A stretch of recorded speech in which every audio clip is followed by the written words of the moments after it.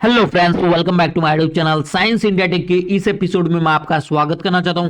आज हम बात करेंगे दुनिया के सबसे खतरनाक फाइटर जेट के बारे में, जिसका नाम है F-22 रैप्टर। F-22 रैप्टर का पूरा नाम है लॉकहीड मार्टिन F-22 रैप्टर। यह एक 5th जनरेशन का स्टील्थ फाइटर जेट है। सबसे पहले हम समझते हैं कि आखिर अमेरिका को इस फाइटर जेट की जरूरत क्यों पड़ी।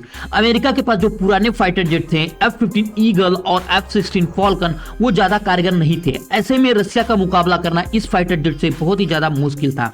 तब अमेरिका ने अपने F-22 रैप्टर को निर्माण करने की सोचा, लेकिन जब फाइटर जेट को डेवलपमेंट किया गया तो वो उतना ज्यादा कारगर नहीं था। तो अमेरिका ने इस फाइटर जेट को 2 टीमों को दिया डेवलपमेंट करने के लिए। टीम 1 को दिया गया YF-22 और वहीं बात कर लीजिए टीम 2 को दिया गया YF-23।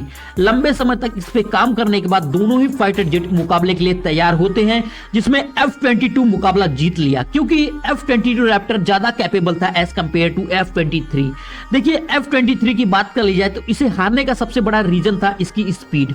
इसकी बहुत ज्यादा स्पीड होने के कारण इसे कंट्रोल करना लगभग नामुमकिन था, यह कह सकते थे बहुत ही ज्यादा मुश्किल था। तो F-22 रैप्टर की बात कर ली जाए तो F-22 ने अपनी पहली उड़ान जो है सितंबर 1997 को भरी थी। इसे 2005 में अमेरिकी सेना में सम्मिलित कर लिया गया था, परंतु इसकी कीमत जो थी बहुत ही ज्यादा थी, तो 2011 तक इसका उत्पादन बंद कर लिया गया। इसे बनाती थी लॉकहीड मार्टिन, बोइंग कंपनी से डेवलपमेंट करती थी। साथ ही साथ अब बात कर लेते हैं प्रेजेंट में अमेरिका के पास इसकी कितनी स्क्वाड्रन है। देखिए, अमेरिका के पास इसकी स्क्वाड्रन है 195 यूनिट्स हैं अमेरिका के पास। तो अब बात कर लेते हैं थोड़ी इसकी खासियतों के बारे में कि आखिर F-22 रैप्टर क्यों बाकी सब फाइटर जेट से अलग होता है। तो F-22 रैप्टर की स्पीड की बात कर ली जाए तो 24 से 14 किलोमीटर आर की इसकी मैक्सिमम स्पीड है। इसको कोई भी रडार डिटेक्ट नहीं कर सकता, कारण इसका स्टील्थ टेक्नोलॉजी। स्टील्थ टेक्नोलॉजी एक ऐसी टेक्नोलॉजी होती है कि जिसके जरिए कि कह सकते हैं फाइटर जेट के डिजाइन को कुछ इस तरह से डेवलप किया जाता ताकि कोई भी रेडियो वेव्स उसे उस पर डिटेक्ट करने के बाद उसे कह सकते हैं कोई रडार उसे ट्रेस न कर पाए। तो वो क्या करती हैं कि जो रेडियो वेव्स आती है उन्हें एब्जॉर्ब कर लेती है या तो रिफ्लेक्ट कर देती है। तो ऐसी टेक्नोलॉजी को हम लोग बोलते हैं स्टील्थ टेक्नोलॉजी। सबसे खतरनाक होता है इसका सिंथेटिक अपर्चर रडार, जो कि कह सकते हैं किसी भी चीज की बहुत ही सटीक तरीके से कह सकते हैं देख सकता है, किसी भी चीज के सटीक तरीके से सर्वेलांस कर सकता है। अब दुनिया में सबसे खतरनाक फाइटर जेट की लागत की बात कर ली जाए तो इसकी लागत की बात कर ली जाए तो $200 बिलियन का खर्चा आता है इसे डेवलपमेंट करने में इस फाइटर जेट को। तो कह सकते हैं बहुत ही ज्यादा कॉस्टली है। इस फाइटर जेट के नीचे जो दिया गया है M61A2 मल्टी बैरल गन दी गई है, जो कि 20 mm की गोलियां दागने में सक्षम है। इस गन की कैपेसिटी की बात कर ली जाए तो 480 गोलियां फायर करने में यह पूरी तरीके से 1 मिनट में सक्षम है।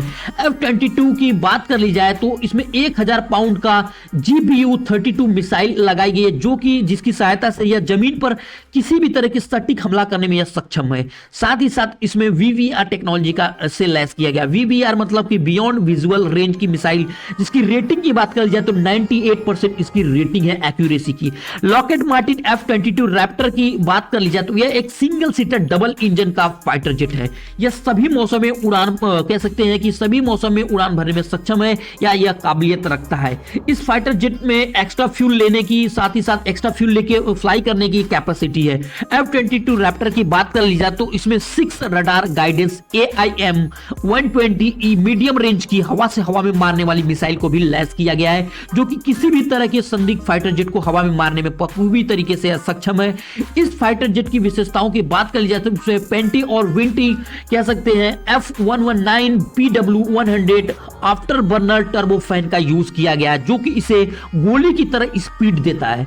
लॉकहीड मार्टिन F-22 रैप्टर की बात कर ली जाए तो यह धरती पे हमला कर सकता है, साथ ही साथ हवा में भी मारने में बखूबी तरीके से सक्षम है।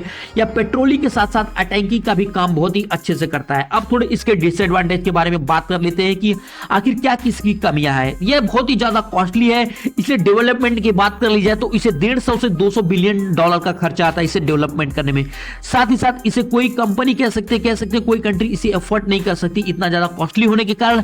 साथ ही मेंटेनेंस कॉस्ट की बात कर ली जाए तो एक बार सिंगल यूजिंग के बाद कह सकते हैं इसके मेंटेनेंस कॉस्ट बहुत ही ज्यादा आता है, क्योंकि इसमें क्या करना पड़ता है, इंजन को पूरी तरीके से बाहर निकालना पड़ता है, उसके बाद फिर से इंजन को डिप्लॉय करना पड़ता है। तो ऐसे में इसका मेंटेनेंस कॉस्ट बहुत ही हाई हो जाता है। लिमिटेड यूज है, इसका मतलब कह सकते हैं कि यह पेलोड कैरिंग कैपेसिटी है ना जो बहुत ही ज्यादा फाइटर जेट में रहती है, तो इसमें ऐसा नहीं है। पेलोड कैरिंग कैपेसिटी इसकी बहुत ही ज्यादा कम है as compare to other fighter jet के बारे में। देखिए स्टील्थ फाइटर जेट की बात कर ली जाए तो इसे स्टील्थ फाइटर जेट को ऑपरेट करने के लिए बहुत ही कह सकते हैं एक्यूरेसी की जरूरत पड़ती है, क्योंकि स्टील्थ फाइटर जेट का डिजाइन कुछ अलग होता है। तो ऐसे में ऑपरेटर जो कह सकते हैं फाइटर जेट इसे उड़ाता है उसे स्पेशल तरह की ट्रेनिंग दी जाती है। इसे अमेरिका ने कह सकते हैं किसी भी कंट्री को यह बेच नहीं सकता। साथ ही साथ इस फाइटर जेट की बात कर ली जाए तो 2005 में लाया गया था इस फाइटर जेट को, बहुत ही ओल्ड हो गया है, तो ऐसे में इसका मेंटेनेंस कॉस्ट बहुत ही ज्यादा हो जाता है। तो ऐसे में कह सकते हैं कि इस फाइटर जेट का मेंटेनेंस बहुत ही ज्यादा होता है। Thank you friends.